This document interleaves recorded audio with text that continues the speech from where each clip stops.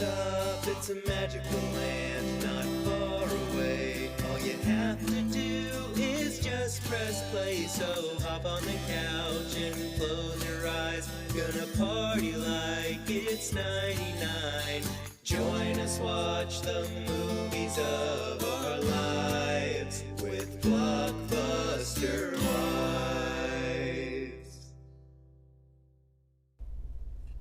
Welcome to Blockbuster Wives, where your two favorite 90s babies talk about movies from the era of a certain blue and yellow video rental store. I'm your host with the most late fees, Shea Baby. And this is Stacy, not always kind, but always rewinds. And you're listening to Blockbuster Wives. What up? How are you? Happy CODY Cooktember. The man, the myth, the legend, Cody Cook. Yeah, if you guys don't know, I feel like we've talked about Cody like maybe every fifth episode or something. He's a true day one fan, always been so supportive. Helped us out with our School of Rock episode with like an adorable trivia deck he did. It's so cool. Yeah, and he's also just, I've known him as long as I've known Stacy, which is like 20 years. And he's just been the best friend. He's such a sweet dude. He's so talented and so cool. Like, please check out any of his social medias because he always has something new going on, something new up his sleeve. Yeah, his Cody Cook project, he released an album called Something Special recently, which is so funny. It's like a fun comedy album. Dude, it's literally like if Weird Al and Jack Black had a baby.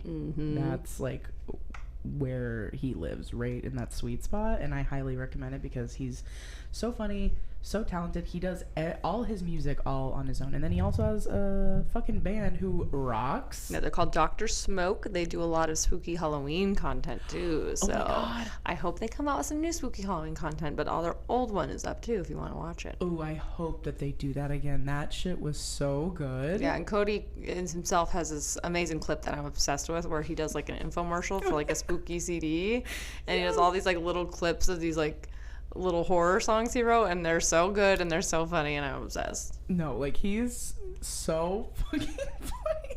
He's one of the funniest people I've ever met in my life. And again, we just knew that we had to dedicate a whole month to him and some of his favorite movies, because I really do believe our favorite movies build up exactly who we are, how our sense of humor comes out, like what we think is important and fresh and like cool.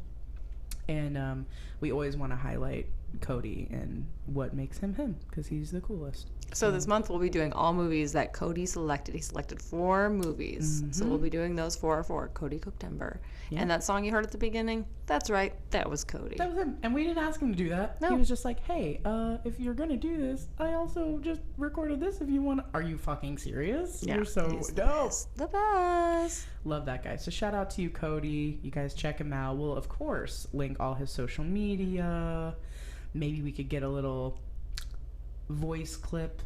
We might actually add that in here before we release it. So Who knows? we'll have some tricks up our sleeve as well. I don't think it'll be on this episode, but maybe a later episode. Yeah, we'll figure it out. But anyway, we love you, Cody. And his first choice, which we're just gonna go in order of what he told us, right?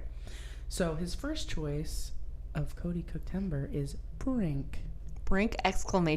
Which I always love movies that have like punctuation as part of the title, because there's another movie, Brink, with no exclamation mark. Oh. And so, make sure if you're searching it, this Brink! Baby, because it's extreme. Wow. Gnarly, bro. Yeah. Everyone has to, like, everyone who's listening right now has to know what Brink! Is. Like, I feel like, well, first of all, I believe it was the 3rd Disney Channel original movie. I have that in my corporate bullshit. It's the 4th Disney Channel original movie. Dude, like, come on. It followed Northern Lights, Under Wraps, and You Lucky Dog. No, Northern Lights. I don't even remember that one. I don't remember. I remember the title, but I don't remember. But yeah, like,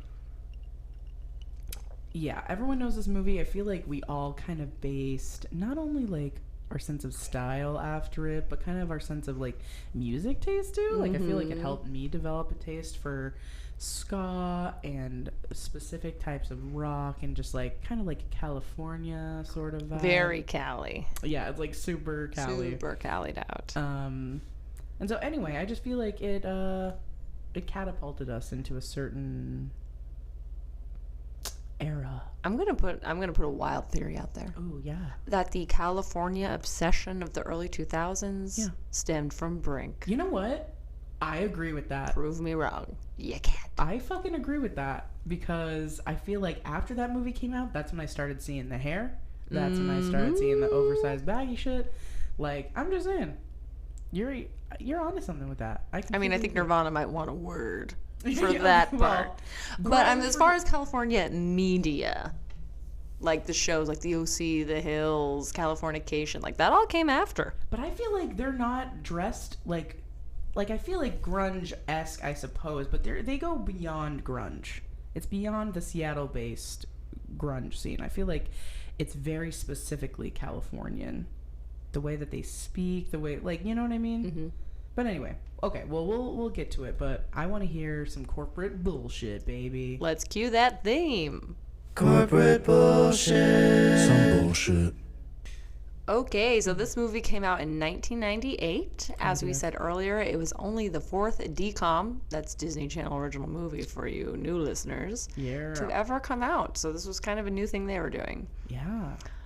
It was written by Jeff Schechter, directed by Greg Beeman, and it starred Eric Von Detten, little dream boy of our hearts, Sam Horgan as the villainous Val, Christina Vidal as the incomparable Gabriella. Fucking love that bitch. And then, I'm going to be honest, I'm not sure exactly who Robin Riker, Jeffrey Blake, and David Graff play. I think the other two homies and the dad, but I forget who's who. Yeah, I think Robin Riker, if I'm not mistaken, I believe he was the one that played, oh my god, I have his name here. Hold Pete? on. Or the other one? Yeah, I think Pete. I'm pretty sure I he's forget the Pete. other one's name.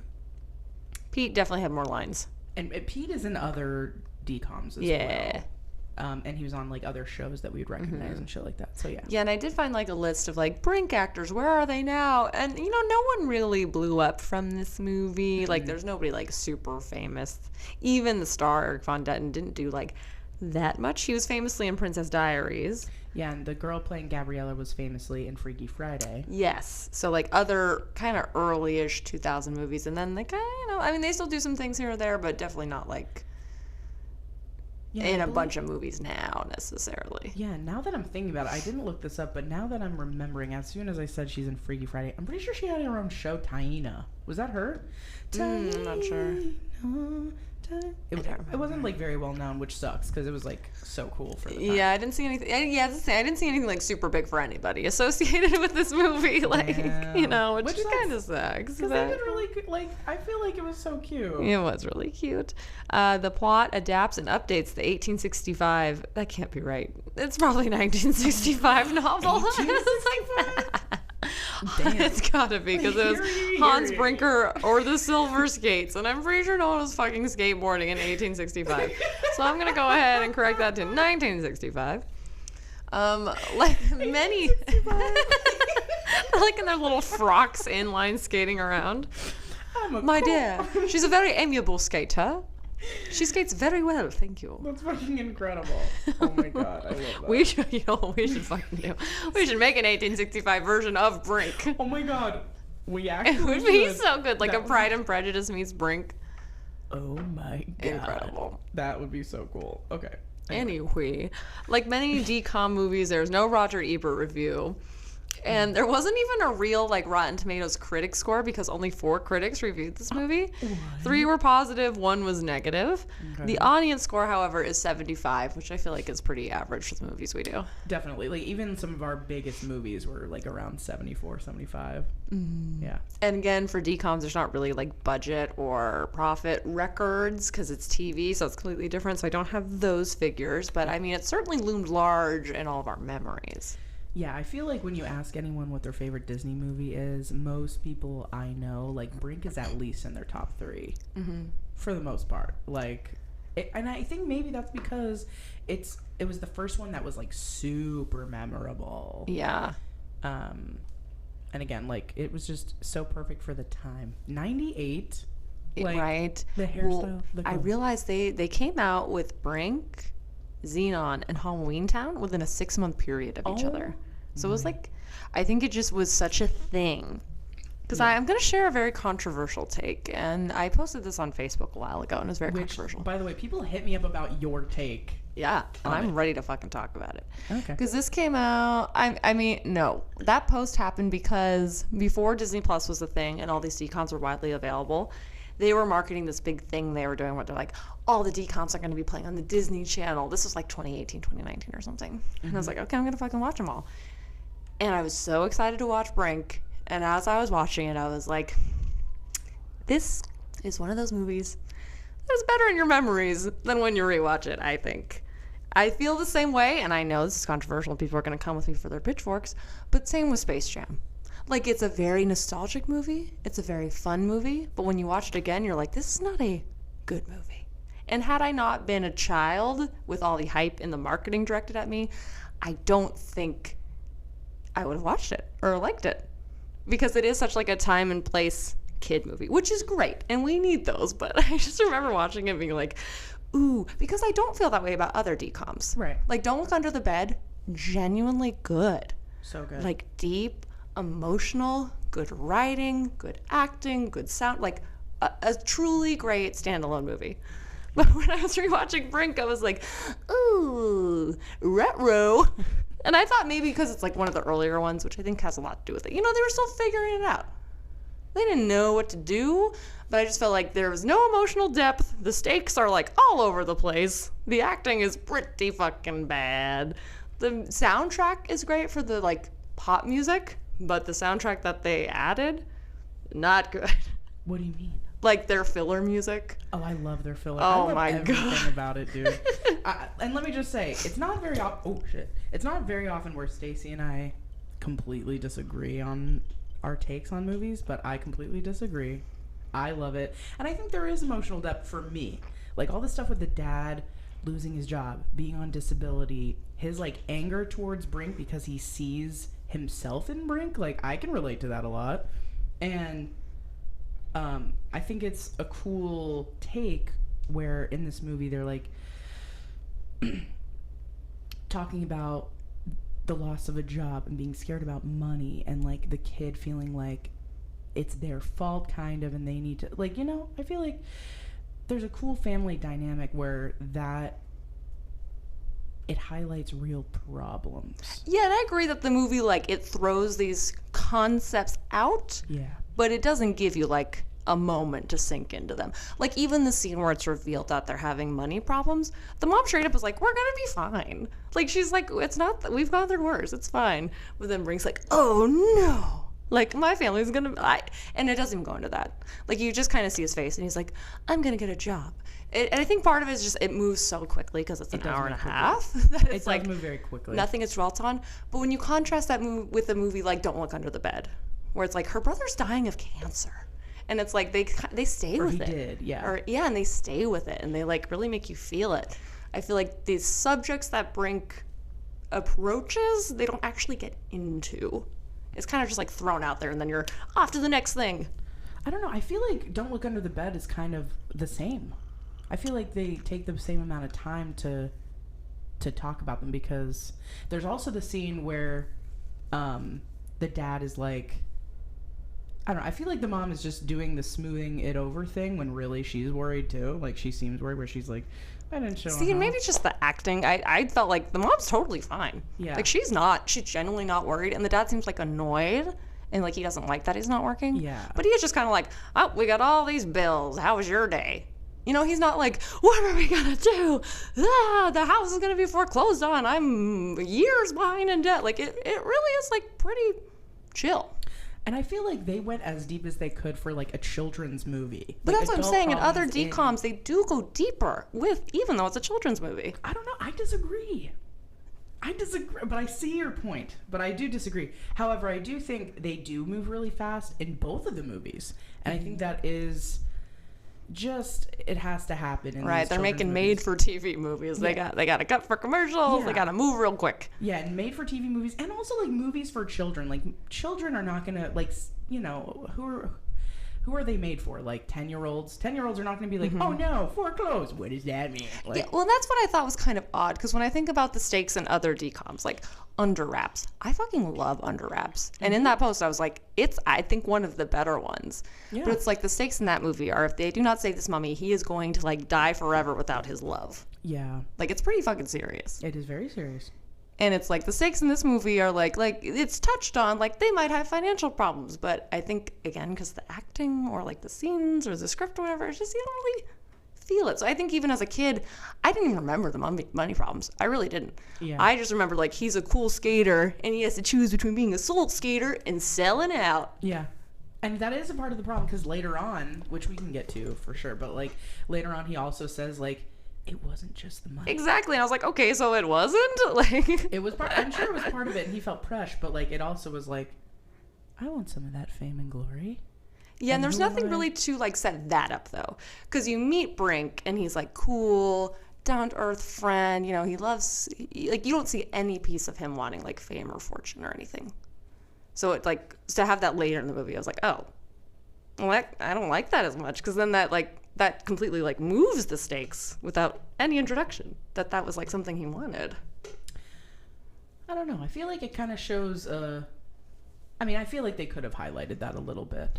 But also the fact that they're competing and things like that, like I feel like that shows that they do want a little bit of glory regardless, you know. I did have that thought. I was like, so they're soul skaters, but they're like very concerned about this competition, and the Right. Pete character even alludes to that.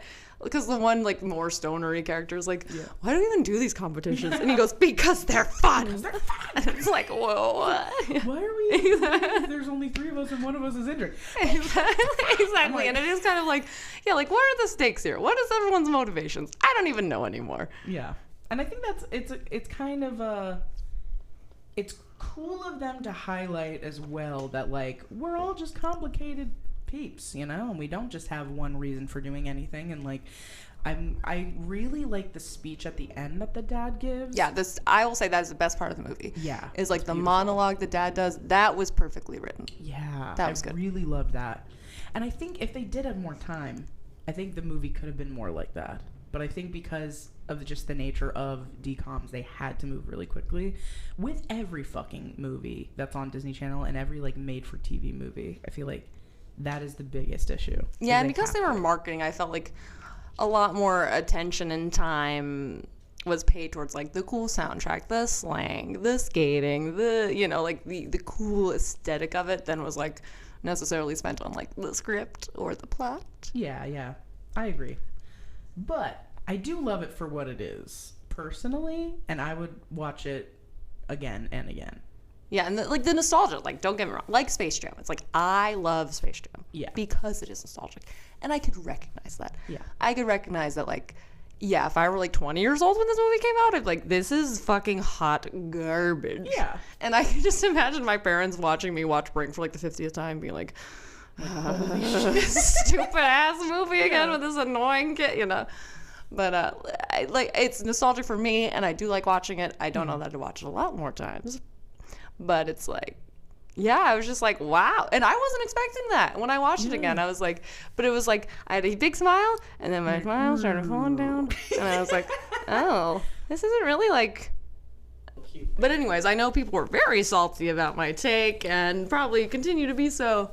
But it also reminds me of, like, I love the podcast, How Did This Get Made? And they did Space Jam, and they were like, it's not a good movie. And, like, people lost their minds and were like, how dare you, this is the best movie ever made, like going nutso on them. And so they had to like address it during their taping. They're like, I know you all think that we like picked this great movie for our bad movie podcast, but sorry, it's not good. And it was just really funny. Yeah, and I guess it goes into like what you think, what does good mean to you, you know, because that could mean anything. Yeah, it's like if you're in it for the nostalgia, then it's great. If you judge movies as good or bad based on like the coherence of the plot or the character development or whatever, then you might not think it's good. But yeah, or like just how it makes you feel. Like it made me feel really good and warm, and I think it had to do with like, you know, again, it's a movie about like friendship, it's a movie about family, it's a movie about I mean, the soundtrack is so good. I think there's like a really cool personal development with Brink, and like, you know, he has a little bit of struggle of like, why am I doing this? Like, am I in it for this reason? Am I in it for this reason? And like, but I don't know. It made me feel good watching it, and that is what is a good movie to me.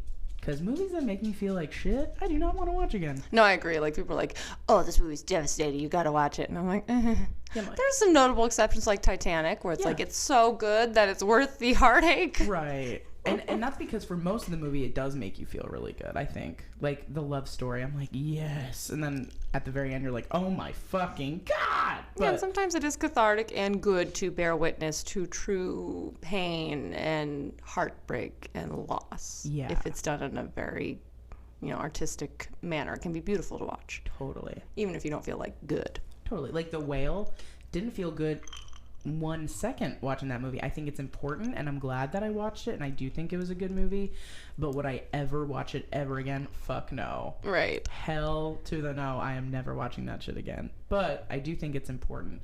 But like something like Brink, and I do think mostly it is nostalgia for me, for sure, but it made me feel good watching it, and I was like, I could watch this again, but I remembered that Stacy hates it. I don't hate it. It was Well, she doesn't think it's good. It was the biggest letdown because I just think that my memories of it were so shiny and like different from what the movie actually was, which I think is a testament to Disney Channel marketing, a testament to nostalgia, a testament to viewing things as a child the first time. Like, sometimes your relationship to things changes as you get older, and I think that's cool too.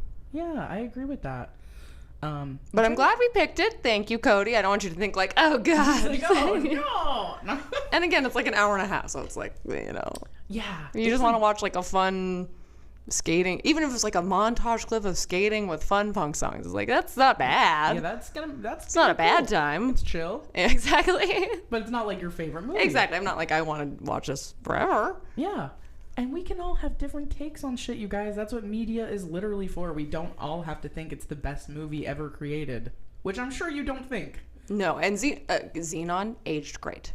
Yeah. For example. So it's not like I'm like, oh, all the movies were only good because of the age and nostalgia. Right. I was just surprised by by this one. And that's okay. In partic. But you know whose favorite movie it is? Cody Cookettember. That's right. It's Cody Cookettember, so we watched it, baby. So we rewatched it, paying tribute to our homie, and so everyone can suck it on the Stacy doesn't like, it's okay that it's not her favorite movie ever. So relax. But anyway. What was your relationship to inline skating at the time this movie came out? I definitely was rollerblading. So I think that's also another thing where like 90s, it was so big. It was so big. Having a fucking pair of skates, you were like hot shit. Yeah, and I really wanted to be a skateboarder, but I feel like I just had like hand-me-down skates, so I like did that instead. And I was out here skating a lot. Like I skated a lot. And also skating is just like really big back home because of like, hockey. Mm-hmm. Figure skating, So, anyways, what about you? I was more of a Razor scooter girly. Ooh, I did like having my roller skates, and I definitely had a pair. Hell yeah. But I think I'm just not that coordinated, so the comfort of having a literal handlebar for me to hold on to for a Razor scooter was very comforting, because there were so many times with my skates where I'd like try to break and just fucking fall over. Dude. Or I have to I would just run into the grass to stop, like not a particularly effective method. Like I just wasn't very good at it, so... I liked my little Razor scooter. I had a handlebar. I could just step on the brake. I was like, I could figure that out. Hell yeah. So, yeah. See, Razor scooters burned me more than once, and I know you all know what I'm going to say. The ankles. The fucking ankles, baby. Dude, I got bad. Fucked with one of those. And do you guys remember the ones, it had like a hole. You stuck your foot in, and then it had like a hole. So you put, it was basically like the shape of like, it was like a circle, and then there was a piece of plastic sticking out, and there was like a heavy ball attached, and you kind of like skip it. Do you know what I'm talking about? Skip bow. Skip bow. Mine was not made of metal. Not like metal. That. Okay. Maybe I said metal, I was like, but I oh meant no, plastic. that probably is why you didn't like it. It's like a bowling ball. I can't believe I said metal. I meant plastic. But it felt like fucking metal when you're doing the skip shit, and then it hits your fucking ankle so goddamn hard. Ouchies. I loved my skip-bo. Bruh, I hated that shit so hard. And to this day, like, I'm still not good at, like, jumping rope. Like, as an adult, I cannot jump rope to save my fucking life. I don't know why. I used to be able to do double dutch. Whoa, I don't know when I could never do that. I don't know when, like, I switched over where now all of a sudden I can't do that shit anymore. But it's just like, man, I don't know. But yeah, skating I did a lot, and I rode my bike a lot. I had a little elementary school and very early middle school gang of like me and like a bunch of dudes. I guess it was kind of like the Soul Skaters. Yes. And we'd just like ride our bikes around and we'd build forts and like it was so wholesome. Yeah, so Disney very smart for coming out with a skating movie at this time because it was all the rage. Fuck yeah.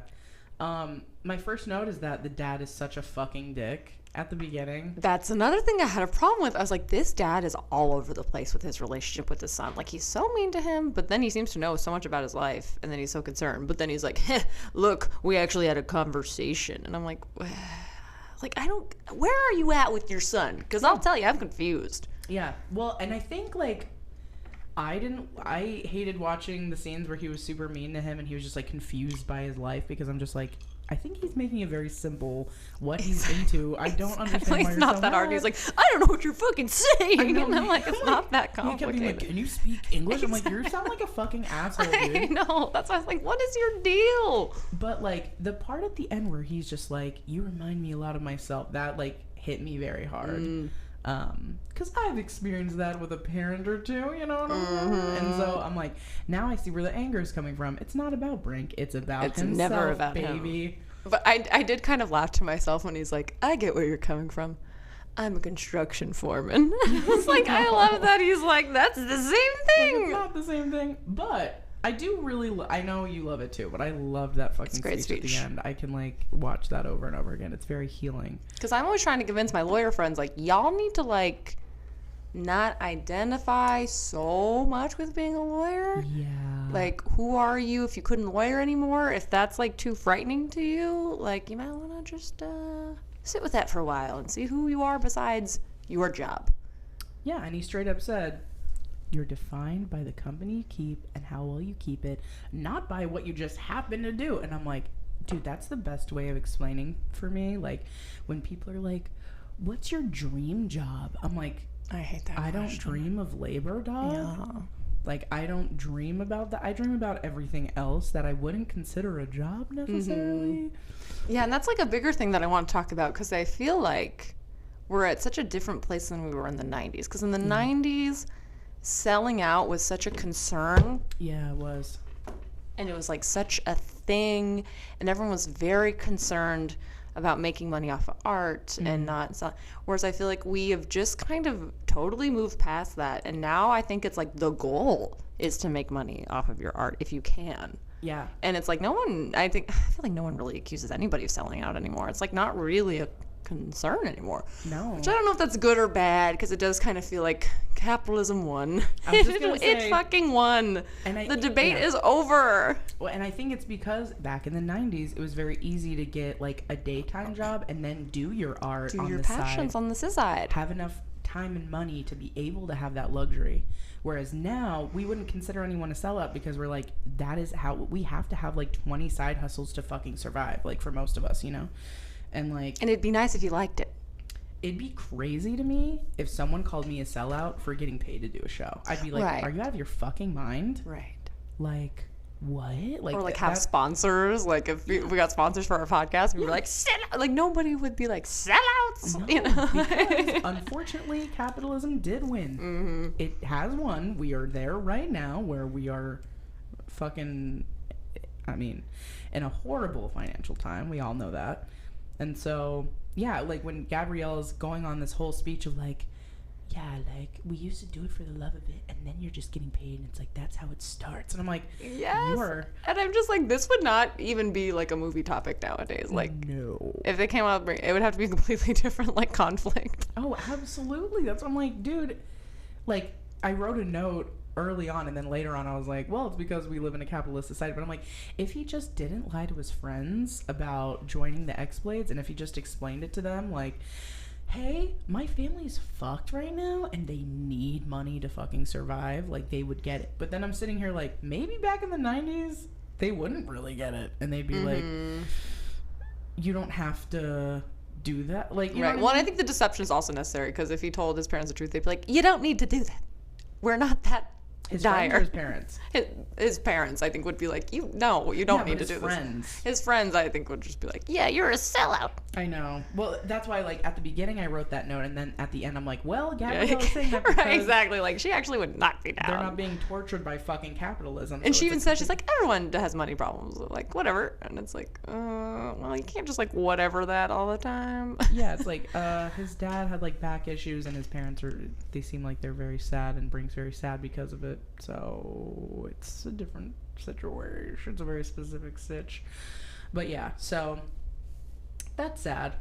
I hated seeing his dad get so mad at the beginning. I'm like, you're such an asshole. And I also, like, I was like, I like that they just went with, like, back problems. Like, very vague. Like, Yeah. I feel like maybe later in the decom canon they would have been like, yeah, he has like cancer or like Yeah, they would've, something like really serious. But he's like, I'm about to run out of disability and I don't know if my job will be waiting for me. Which I'm like, that's actually like pretty low stakes in the grand scheme of movies. Yeah, it is. And then, but you know, of course, by the end, he's visited with his boss and he's absolutely gonna have his job back when he gets off disability. And so you're like, yay! And then they win. It's all hunky dory.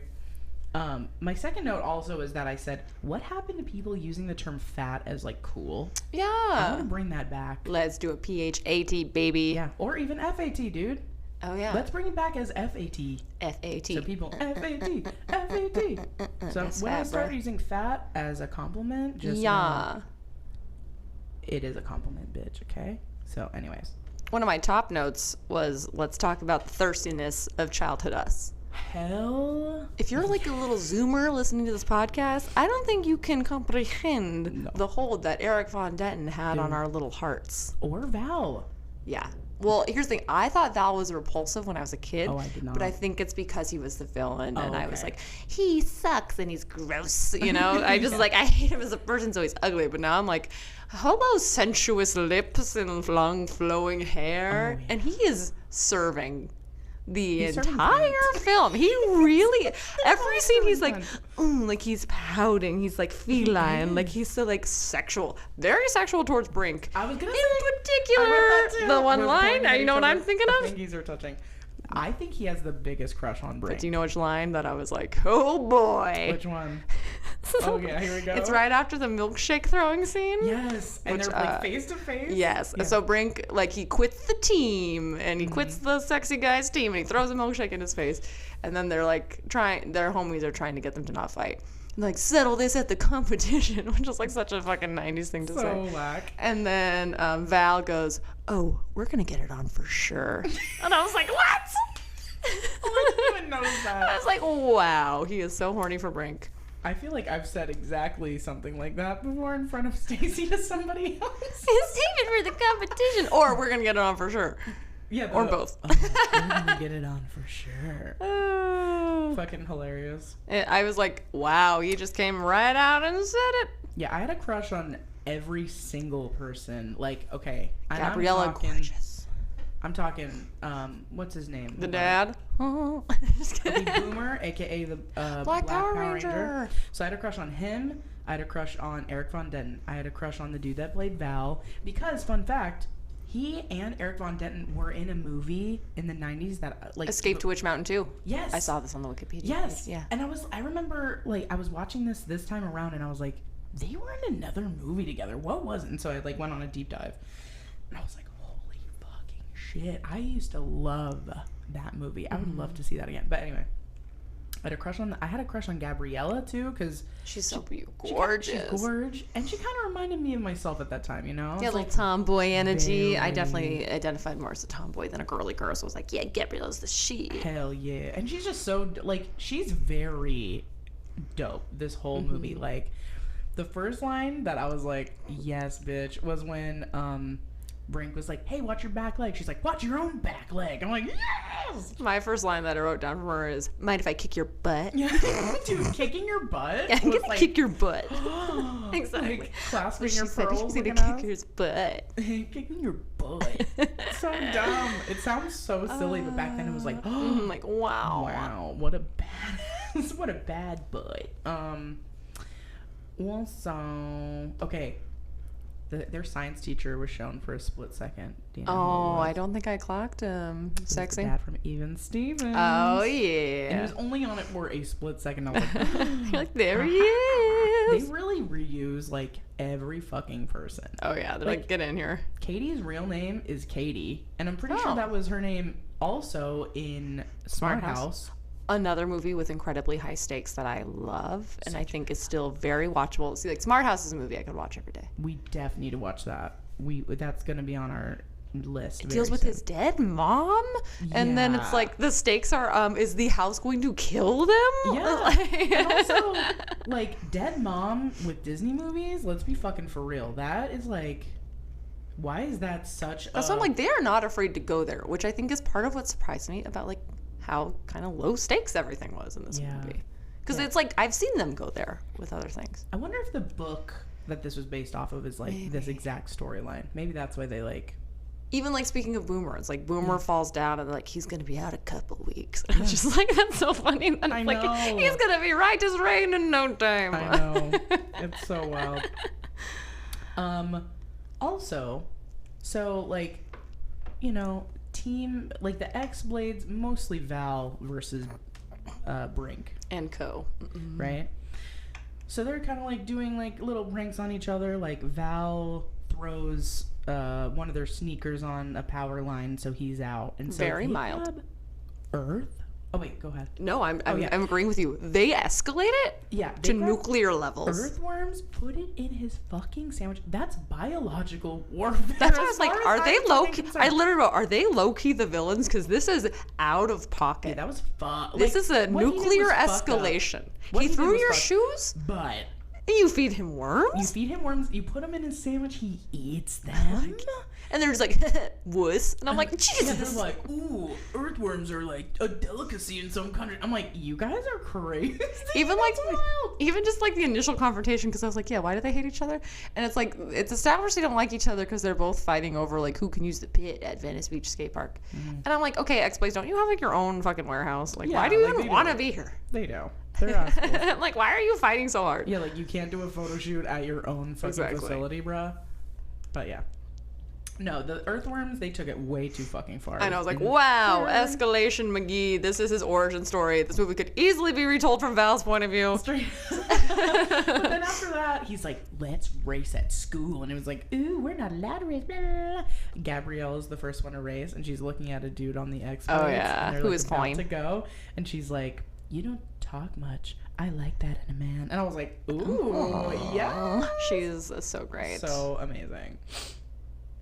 Oh, and I was also dying. So at the scene where like you see that Val's trying to recruit Brink, it's like he's saying all the right things about money, and I'm like, but Val wouldn't know that Brink's family is having money problems. But he like walks up to him, he's like, the gig pays a lot. Like he's like Right. emphasizing it. And I A was like, lot for your family. I know. And I was don't like, know, wait a just second, he doesn't know what's going on. How would he know? No, he wouldn't know that. Like, they kind of... There were some parts I was just like, come on, you guys. Like how... Like, at the very beginning, when they see the dude that has the... Like... The magazine thing on his hat. I'm Oh like, yeah. Bro, they would not be able No. to see that. He's so far. No. And then he just, like, perfectly turned and the And camera, like, like... yeah, it's his just cap. oh I'm my like, god, no, that's so dude. funny. I was like, you don't even need this scene too. Brink could independently be like, I should join X-Blades. Yeah. It's not that much of a leap. Yeah, But for then they just sure. have Val being like, you could make $200 a week and which this is for exactly your how much your family family in case they're suffering. And it's like, what the? This is weird. No, that shit was Anyway. funny. Also, okay, so yeah, Val asked him to be on the X-Wings. He's like, in your dreams. But then, like, he shows up to the facility, of course, and lies to his friends. Okay, but this is what I wanted to talk to you about. Because before we started recording, Stacy was asking me, like, oh, when was the last time you watched the movie? And I was like, I will tell you during the podcast. I saw it sometime in 2020. I don't think I watched the full Okay. thing. But there is a song that is playing every time that they're at the X-Blades facility. Okay? And it's like, it's kind of like pop punk-esque, like a little like that. And I was like, ooh, I want to know what song this is, because like, of course, Brink has like the best soundtrack ever. Love all the songs. I was looking into it. There's like a whole Reddit page where people are trying to figure it out, because I'm pretty sure it was a song that was made for the movie by like Disney. Like Disney hired like a not actual band to like record this specifically. So everyone's like, where the fuck is this song? The song is fucking sick. And so there's a dude that like recreated the song on YouTube. Oh, nice. But it's not the people. Like, it's not the actual band that recorded the song. But anyway, I just wanted to bring that up because I thought that was nuts. Like, I was like, wait, what? Like, it's a full song that they just created for the movie, never released it. Wow. And everyone's like, what the fuck is this song? Because it's so good. Fire. And that sucks. But anyway, there's a dude on YouTube. I'm sure you could find it if you look it up. But yeah, anyway. I have a note that I actually love this line by Val. Like, it cracked me up. He goes, why is it the losers who always say they're in it for fun? Yeah. I was like, wow, the shade. That's like, read them to filth. I'm saying, he is serving cunt the whole He movie. really, I was like, damn, got him. And his hair is so gorge. Like, yeah. His and Brink's hair, like, they're both so beautiful. They really, like, all the hair in this movie is beautiful. But I will say, like, Brink, even in Princess Diaries, his hair always looks like greased to very the max. greaseball, very Skeet Ulrich, very 90s-tastic. Yeah, which is hot, but Val's always looks like voluminous. Just watched like, there's like such a sensuality and like androgyny there, and I was just like, wow. I know. It's so hot. I'm amazed. Like, it's almost like a Jafar type. Yes, villain. where you're like, yeah, you're like, wow. It's very much the same steez. It's so funny. So you know how earlier I mentioned the filler music had me like cracking up with how I thought bad it was? Yeah, I was dying because like when Brink is all sad that he joined the team and he's like getting all down on himself, there's just this like low guitar song that's just like wow wow wow wow wow, just like single guitar notes that are so sad. And this is the moment. This moment is when they decide to insert one of the dumbest jokes in the movie. Because Brink comes home. I know what you're talking about. Brink comes home with his like full ass backpack, and she's like, "You have more stuff than you did this morning. What's in the backpack?" And he goes, "None ya." And she says, "None ya." He goes, "None ya business." And it was like, and then he's like, mic drop. and then in the background it's like, wah, wah. Like I'm like, what the fuck is happening? This is so weird. I love every second. Like he's like, but he says it like he has like, yeah, like he's battling clinical depression. None of your business. None of your business. I was dying. But he had to make his none of your business joke in the middle of it. Just had to go there. I don't know why, but it is so funny to me. It had me dying. I was like, so dumb. because I remember that line, but I did not remember that was the scene it was in, where I was like, this is tonally all over the place. There is no agreement on the tone. It makes me fucking laugh. And why is Katie such a little, like, blonde bitch-ass Sherlock Holmes, like, in all the movies that she's in? Oh, she's like, what a sorry sack of hormones or something at some point. It's like, yikes. And that's, like, the only time that they call her out on her shit, where she's like, skating. Like, she's such a little bitch. Yeah, so she's funny. also serving content. She and Val should be enemies, actually. Or they could team up and be super villains. You're right. And okay, yeah, this is where I wrote Val has the hugest crush on Brink. Oh yeah. Okay, we're gonna get it on for sure. I need to bring up 2 songs from this movie. Okay, please do. Actually 3. So there's "Give" by the Suicide Machines. That's like the biggest song that they keep using that song over and over again. That's the "Look Before You Leap" song. It's so good. "Give." And then they have that. I did crack up to it how many times they reused the songs. I know they really do. Like, it had me dying. I was like, shit sooner or later again.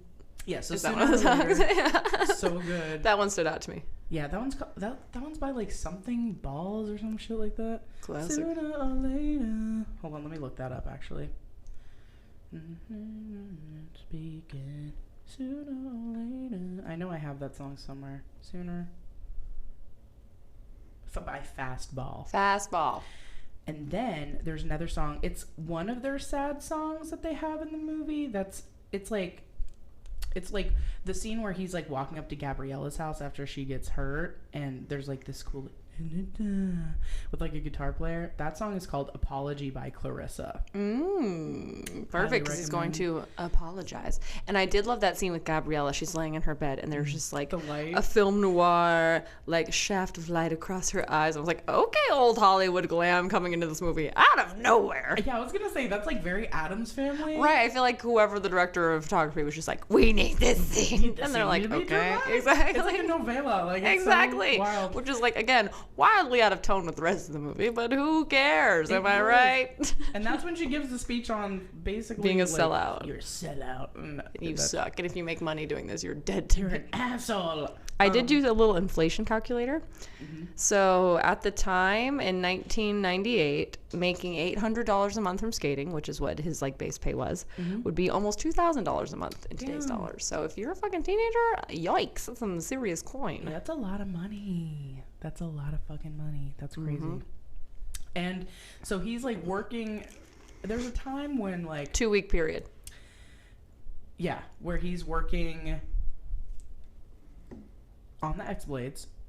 So he's doing that. He's is he practicing with his team? He's kind of trying to, but failing. Yeah, he's kind of like failing, still like kind of making it, but not really like making it to the tail end, kind of disappointing his friends. Working this dog groomer job, and then still has to go to school, has to do his homework, and they do like a whole timestamp situation, which by the way is so TikTok. That is like so huge on TikTok. I thought that was an effective scene. I liked that scene. I liked it too. I would love to do something like that. That shit is really, really cool. And I hate that at this time Brink is just like tired and sad, and his dad is like, I hate how he's being, and his mom is just like, so you were mad when he was happy and you're mad when he's upset? Like, what the fuck is wrong with you, basically? So annoying. That's why, again, I was like, I don't understand their deal, because he's like, I haven't seen his friends in weeks, and I'm like, you care? Like I where? thought you didn't care. Exactly. And that you never talk to him, but I guess not. Yeah, and the fact that the mom has to like pull him, like his arm out of his socket, basically, to like talk to his own son. I'm like, you're fucking annoying, dog. What is wrong with you? But his speech is fire. It's a great monologue. Yeah, best part of the movie, in my opinion. It is amazing, and I do think like it's their time to really connect, and it's time for him to like truly understand where Brink is coming from, kind of for the first time, because for the whole movie the theme is like, I just don't understand him.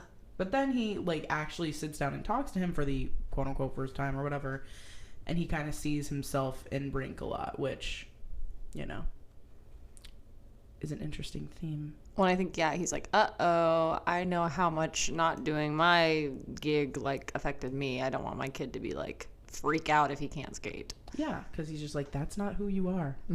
And it's so true that like you are. I always say like you can tell a lot about a person by who their friends are, how they treat their friends, how they treat the people around them.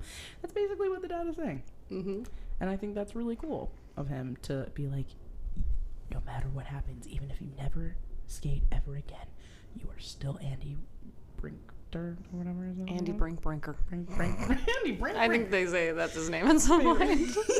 Which, I was like, wait, why is it called? I didn't know if Brink was a skating term. I don't think it is. Like, I don't think it is, though. Oh, really? I think it's just because his last name is Brinker. Or like on the brink of something. Right. It is a fun word to say. It is. Brink. It's perfect for the movie. Exclamation point. Exclamation point. Exclamation point. And then, like, basically, after that, he kind of starts doing all the right things. He quits the X-Blades. He's like, fuck you. Throws a milkshake in Val's face. He uses an advance from his job other than the X-Blades to buy new equipment and kind of, like, sponsor his old team, the Soul Skaters. Very cute. Which is really sweet. And then they kind of invite him back on the team. And then they do the competition.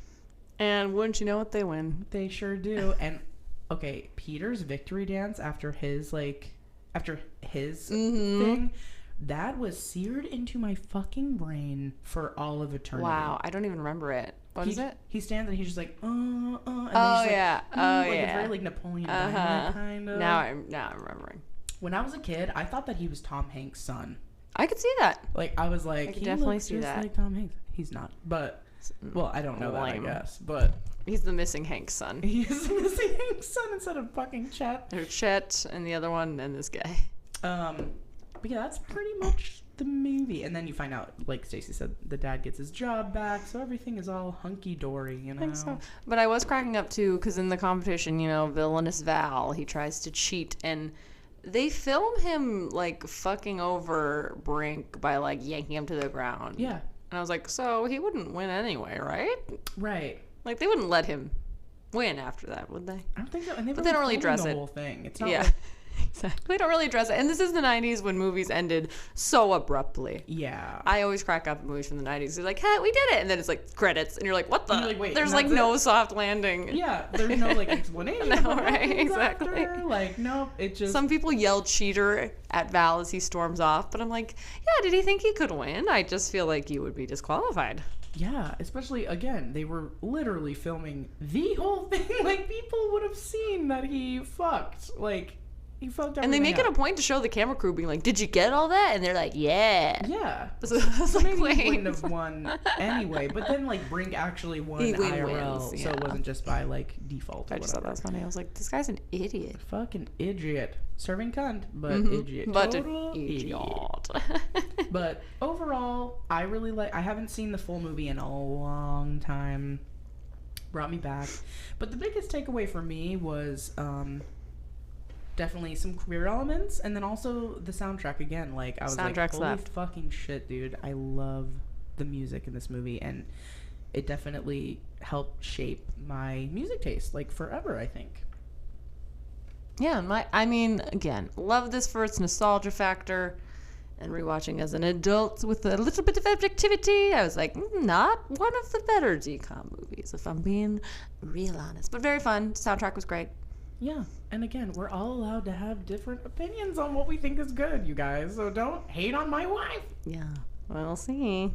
No, if people start hating, I just won't understand. Because, And also just say it to my face, okay? Don't say it to my wife. All right? yeah, Come to me with your thoughts. I was just like, it wasn't like in anger, but they were just like, wait, are you serious? And I was just like, dude, who cares? Who cares? It's okay. And now you know my very well thought out reason. Yeah. And if you disagree, like, I disagree too, but that doesn't mean that I'm right or she's right or either one. You know what I'm saying? We all, it's like the same with food. We don't choose our taste buds. They choose us. We don't choose what our brain likes. Our brain tells us. So it's all right. That's why I was like, I didn't want to not enjoy it as much. Because Yeah. like I said, other DCOM movies, I'm like, oh my God. Yeah. It holds up great. I love it. She went in thinking, this is going to be Yeah. great. I was like, wow, I'm really excited for this. And then, Yeah. And that's okay. Like the straw that breaks everybody's back. I don't understand. But it's all good, y'all. You know what It's I mean? all good, You can still like it just baby. because my wife, it's not her favorite fucking movie. But anyway, we hope that you guys watch it and make an opinion for yourselves. Yeah, it's on Disney Plus. Especially if you haven't watched On it. Amazon Prime too. Yeah, it is. That's how we watched it. But yeah, especially if you haven't watched it in a while, it would be interesting for you to go back and see if it is still like one of your favorites. You know, it might not be. You don't And know. it might be. You just So- don't know till you watch it. But it is one of Cody Cook's, and that's why we covered it. And we love that guy, and you know, we do anything. We do anything for Cody. Okay, And we look forward to the rest of Cody Cooktember. Oh, yes. But yeah, hope you guys have a great first week of September. Well, second week, first or second week, whatever. Something like that. Something like that. Beginning of Cody The Cooktember. beginning of Cody Cooktember. Well, we're not done here though. We gotta do trivia and a personality quiz. duh. I Oh, feel like I you're have getting ready to trivia the for- end, and I'm like, No, no, why no, was I no, trying my to sweet end this? princess. I have 6 questions for you, my Oh love. my God, yes. Okay, here we go. I don't know why I was trying to end that. I know. I'm like, hold on, No, hold your I had little a whole horsies. speech. Okay, here we go. Are you ready? I'm ready. We basically covered all these as usual, but number 1. Why did the X-Blades kick the Soul Skaters off the skate park at the beginning? Because they want to do a sick photo shoot. Period. What did Gabriella wear on the first day of school that surprised everyone? A dress. Yeah, oh my god, Anna. What did the Soul Skaters put in Val's sandwich? Fucking worms. Nuclear warfare. Biological nuclear escalation. Exactly. Why was Brink suspended from school? For racing at school. Oh no! Why did Gabby get hurt in her street race against Brink? Because villainous Val threw rocks into... Okay, if I could just do a quick little tangent on this, too. Yeah. In the movie, it's like a full residential area. Yeah. Like, they're just skating through neighborhoods. Yeah. And so I was like, okay, yes, Val was shitty for putting rocks where he knew Gabriella was going to go, and he told Brink to avoid them. But it's not like any of them scouted the course beforehand. There could have been any number of hazards on that. And nobody seemed to care. Nope. But then they're like, she could have died. And I was like, she could have died anyway, bro. Yeah. You're not checking this shit. Yeah. It's true. He was very shitty for that. Yeah, very shitty. But again, didn't seem to care much about safety. No. Until she fell. I guess, like, they couldn't put in the movie, like, let's make sure we check the apparatus. But still, like, they don't fucking know. Right, like, anyone could have kicked rocks into the street at any time. There could be... It could have been a construction site. That's what I'm saying. There could have been anything on that road. And you guys don't know, and you're hurtling towards it at like 30 miles per hour. Fuck yeah, it could have. That's... dude, Sorry, when people are skateboarders or, like, or skaters, in whatever capacity, like, it is so dangerous. It's very At any dangerous. moment, Exactly. You could fuck your shit up forever. Like, anytime you're speed skating downhill in a neighborhood, like, you are risking that you will hit some rocks. Yeah. I mean, it's Not crazy. excusing what Val did, I'm just saying. Like the possibility. I'm just saying. She's just saying she loves Val. Dangerous. And Val She's on the was X-Blades. right. Val was right. Val was right. No. Okay, and last question. What flavor milkshake did Brink throw in Val's face? Okay. This one's... I'm trying to remember the final thing because it's so funny. Because in that scene, he mentions a strawberry milkshake, but the milkshake that is thrown on him is not strawberry. And then later, Gabrielle says, I hear you threw a vanilla milkshake. And then Brink says, actually, it was chocolate. Did I get that right? Chocolate. Okay, yeah. You said it perfectly. So all three flavors are mentioned, but I was like, wait, let me... Short amount of time. Which one was it? Yeah. No, you killed it. Yep, you got a 100%. Wow. Take that, haters. No, let me just say, no one was hating. Everyone was just like, wait, for real? Stacey, like, didn't like Brink? And I was like... For real. I mean, no, but like, I'm sure you don't like movies that she'd be like, really? Believe it. You know what I'm saying? I mean, again, I don't agree with that, but like, people can think whatever they fucking want. Like, I don't care. I'm sure some people hate Smart House and they're wrong. That's okay. I still love them. Brink is like up for debate, you know. Well, no, but you're yeah. Like, let's just all get to the point of it all, which is just like we can all have our own opinions, especially about shit like this. It's so wild. Okay. Any word? I'm trying to find a which Brink character are you, but it's very hard because there's also a video game called Brink. Right. And I don't know that anyone has made a Brink decom quiz. Is there a different quiz you can think of? Let me see here. Oh my gosh, there's a BuzzFeed article of thoughts I had while watching Brink for the first time as an adult. Uh-oh. I wonder if they liked it.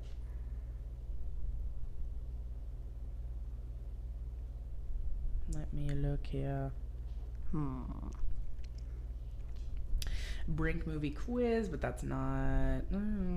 Quiz. What Disney Channel original movie made you gay? Let's do that one. It's on... Auto straddle, so wow, I don't think we've ever sounds done erotic. Let me just double check it's not like 1,000 fucking questions. Good idea, because we've been down that dark road before. It looks like it doesn't look like too many. Okay, sick. Okay, so number 1, what best describes your planner and or calendar app? Full of sparkles and stickers, full of work stuff and social events because you're a champion multitasker. You have a shared calendar with your family, full of positive affirmations for yourself. You occasionally write down to-do lists on scraps of paper, but that's it. You have a very meticulous handwritten planner. You use a combination of calendar apps, a physical planner, and wall calendar. You use nothing and just wing it, or you like to write down your short and long-term aspirations. I feel like mine's a blend of all of that, but I guess the second one... Full of work stuff and social events. She is a champion multitasker, y'all. Got a lot of shit going on. She knows exactly what she's doing on any given day. If you were to make a mixtape for your crush, partner, best friend, what would be on it? Show tunes, pop girl groups, club remixes of hits, sad gay singer-songwriter singles, rock, songs one might hear at Lilith Fair, which if you don't know what that is, that's hella sick. Google it. Electronica, pop punk, or all Stevie Nicks. I think Liz Fair. The Lilith Fair? Or Lilith Fair. Like, Liz, you know what? Liz Fair was probably at Lilith Fair, to be honest. Which of the following situations sounds most unpleasant to you? Someone singing off-key at karaoke, a friend being mad at you, your team losing the big game, not fitting in well with a group of people, being told you can't do something, a friend's mom being mad at you, moving somewhere where you don't know anyone, selling out, or someone thinking you're weak. Okay, I famously do not care what people's parents think of me, but I would be mad, or I would be sad if my friend was mad at me. That one. If your friend was mad at you? Yeah, that would be my least favorite situation. Yeah, that's never fun. Pick a piece of Autostraddle past present merch. Okay, well, you're gonna have to sort through these. Nice little plug here, Astro Saddle Very or nice. Auto Straddle, whatever it is. I'm choosing a shirt that says mommy. Fuck yeah! She also is a dog Okay. mommy, so there you go. What's something someone could say to you on a first date that would make you automatically want to go on a second date? I love your voice. You prefer not to date because you're focused on friendships right now. Do you want to play a game? Ew, no thanks. I'm a top. Oh, wow. Let's go on an adventure. Good girl. My angel flung out of space. Fuck What? capitalism. Or you smell nice. Fuck capitalism. Yeah. Pick a potato style. Yes. Fuck yeah. This is Stacy's I'm like, favorite yay. question. Loaded tater tots, gnocchi, cheese fries, mashed potatoes, potatoes au gratin, roasted purple potatoes, potato chips, or potato soup. Oh, She loves a good loaded potato soup. A loaded potato soup. Oh my god, it's almost loaded potato soup season. Yeah, it is. Do you want me to choose that one? Mhm. Okay, cool. I would also go for cheese fries for you. Yeah, or I was thinking potatoes au gratin. Yeah, Fucking potatoes. love I feel like you've made those Oh yeah, pretty often. Yeah, I love it. they're so good. What quality best describes your closest friends? Uh-huh. Extroverted, loyal, ambitious, creative, adventurous, assertive, weird, low drama, or powerful? I would say creative or adventurous. I'm trying to think of which one I'd give the edge to. I'd say adventurous. Aw, cute. What fanfic trope do you like the best? High school, friends to lovers, long lost sibling, enemies to lovers, body swap, robot/human relationship, time loop / time travel. You don't read, like, care about fanfic, or magic AU. I think Magic AU describes fantasy, so I'd say that one. Yeah. Magic alternative universe. What's your favorite holiday / celebration? Valentine's Day? Oh wait, I already know what it Christmas. is, but it's not on here. Christmas isn't on there? There's winter Lost. solstice. No. And Okay, then- what are the other ones? Okay, there's Valentine's Day, Halloween, WNBA. Okay, then All-Star Halloween, Game. because it goes Christmas, then Halloween. Halloween. Okay. There's winter solstice. Nah, Okay. it's not Christmas. Yeah, you're right. Who knows you the best? Your partner, your group of friends, your sibling, yourself, your pet, your mom, your internet search history, your roommates, or your astrologer? Wow, my partner. For Shout sure. out. What do you wish you were doing right now instead of taking this quiz? Hosting a party, performing, playing ball, dancing, hiking, baking, writing, or 420, or hanging out with your BFF? Hang out with my BFF. Pick a dog. Oh, this is the best. Oh, yeah. Sharpay. Oh my gosh. Little baby. Oh, it'll be Kind of looks like a Sean. white roomie. Fuck yeah. Golden Retriever, dog president. Oh my god. A little poodle. A little pink poodle. A mud covered. Oh, and then a something mud colored or other. mutt. This shaggy Oh, baby. yeah, that looks like its fur costs more than my life. That guy. A little Frenchie. Little French baby. Doink. A cool A dog. cool dog with a skateboard or a black cat. I'm gonna do cool dog with a skateboard. Fuck it. That's very your energy. I am a cool dog. What early mid 2000s television show means the most to you? Laguna Beach, Desperate Housewives, The Wild Thornberrys, 30 Rock, Friday Night Lights, Weeds, Battlestar Galactica, Drake and Josh, or Angel? Laguna Beach. I was obsessed. Fuck yeah. Pick a shoe. Kitten heel, chunky heel, athletic sneakers, cowboy boot, loafers, thigh-high boots, platform sneakers, Vans, or combat boots. Wow. I mean, I love all shoes. Yeah. And I feel like I own one of each of those. It's what's your favorite? Yeah. Oh, man. See, I think variety is my favorite. I I'm know a you Gemini. You can't pin me down to one shoe. What's like the one that you wear the most, I guess? Maybe. My Crocs or Birkenstocks. I don't know where that would fall. Athletic? Yeah. Yeah. You're a teen in a mall. What store is your first stop? FYE, Claire's, Foot Locker, Limited 2, PacSun, Bath & Body Works, Spencer's, Journeys, or Hot Topic. Oh, God, my first stop. You know what? Actually, Bath & Body Works, because I would go in and I'd get all lotioned up and I'd spray myself down so I'd be fucking true. smelling right for the rest of the mall. Listen, I can attest so hard to that. We would do that together as very, very You got to young get teens. prepared. Ooh, we can submit it now. Wow. I'm so excited. Twitches. Okay. Witches and twins? This movie and is that twins. good gay shit. You obviously have some witchy vibes, and while you might not have a literal twin, you have a very close best friend to get into trouble with. Together, you're powerful. People tend to notice you, and you give off an approachable yet intense energy. Cute! Wow, and I'm a Gemini, so twins. Dude, hell yeah, she is. Wow, wow, wow. Okay, Okay, let's do you, baby. let's do me. All right. What best describes your planner and or calendar app? I'm the one... I remember the answer for this, I'm sorry. No, It's no, the one- please. It's the one where, like, you write notes on, like, scraps of paper. So you occasionally write down to-do lists on scraps of paper, but that's it? Yeah. Okay, sick. If you were to make a mixtape for your crush, partner, best friend, what would be on it? Show tunes, pop girl groups, club remixes of hits, sad gay singer-songwriter singles, rock, songs one might hear at Lilith Fair, electronica, pop punk, or all Stevie Nicks. It would probably be pop punk, honestly. Nice. Right now, I'm in a pop punk phase. Hell yeah. Yeah. Which of the following situations sound most unpleasant to you? Do you remember this one? I only remember the friends being mad at you thing. Someone singing off-key at karaoke, a friend being mad at you, your team losing the big game, not fitting in well with a group of people, being told you can't do something, a friend's mom being mad at you, moving somewhere where you don't know anyone, selling out, or someone thinking you're weak. To be honest, obviously I hate the friend being mad at you thing. That hurts me deeply. But Stacy already said that, so I'm gonna go with the people thinking you're weak thing. I knew you were going to answer that. Like, for some reason that bothers me. I feel like that might bother you more than a friend being mad at you. That's not true. I hate when No, friends, just kidding. when friends are mad at me. I can't think about anything else. But yeah, that honestly. one leaped out to me. I was like, Yeah. she's going to choose that one. Okay, pick a piece of auto straddle merch. Here you go. I didn't look through these either. Okay, so there's like a... Never mind, I'm not even going to go through They're all, yeah.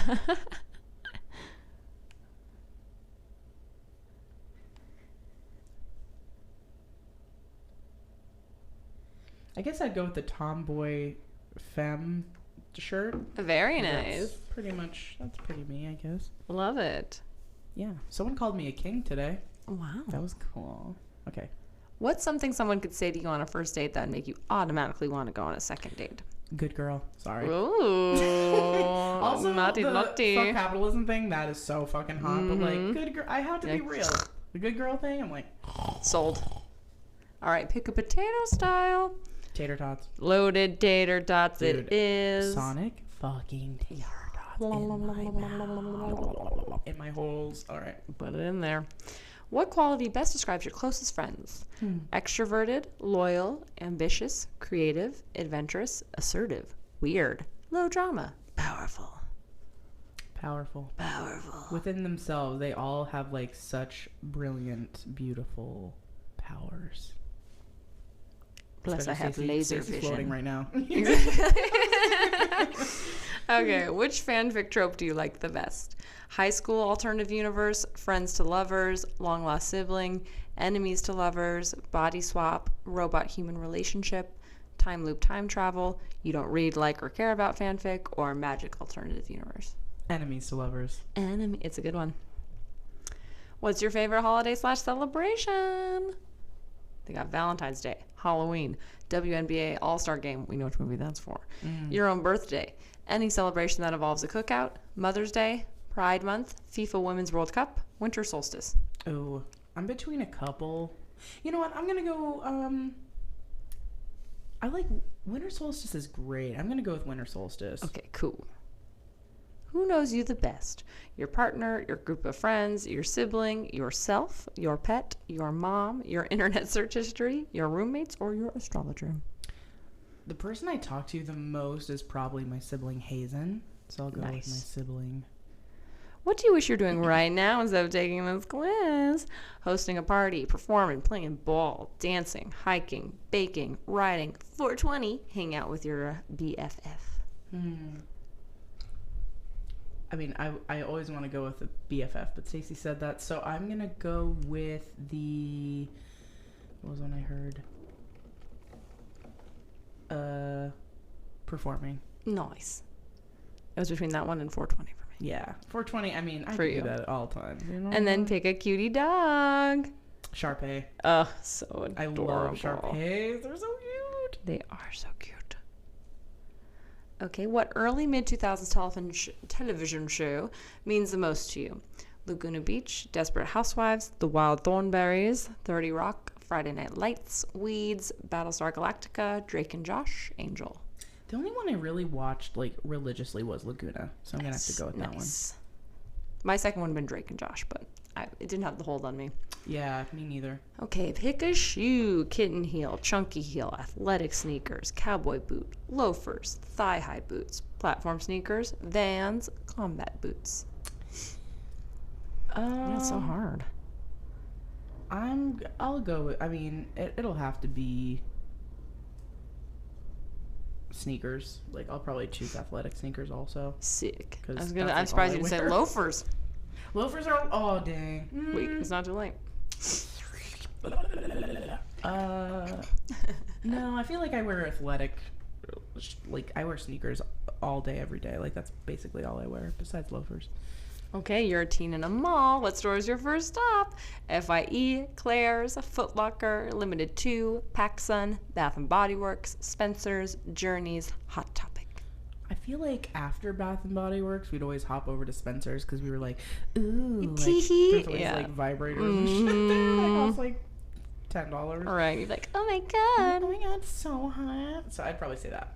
You also got Twitches. What? Twinning. Oh my god, we're the Twitches, So I'll read it again. Witches and twins. This movie is some good gay shit. You obviously have some witchy vibes, and while you might not have a literal twin, you have a very close best friend to get in trouble with. Together, you're powerful. People tend to notice you. You give off an approachable yet intense energy. Wow. Dang, we did that. That's us, baby. We did that shit. Yeah, we did. But anyway, here's my goodbye speech. Love yes. You guys. Yeah, resume. I'm so sorry, I forgot about both of the very important things we do at the very end. But love you guys so much. Thanks for sticking around. And I think y'all will be very hyped for the next movie we're doing, which I think has aged incredibly well. Yeah. And it is Holes. Fucking Holes, Fucking dude. Holes. I'm so excited. Holes was one of my favorite books ever. So excited. It's so close to the movie. Anyway, we'll talk all about it next week. Yeah, that'll be next episode. We're just gonna. I can't wait. Can't wait. We'll have so much to say. Cannot wait. Okay. Well, we love you so much. Have a great rest of your day, and thank you for choosing us. Hee hee. Thank you. You could have flown anywhere. Thank you for choosing us. Love you. Bye. Love you. Bye.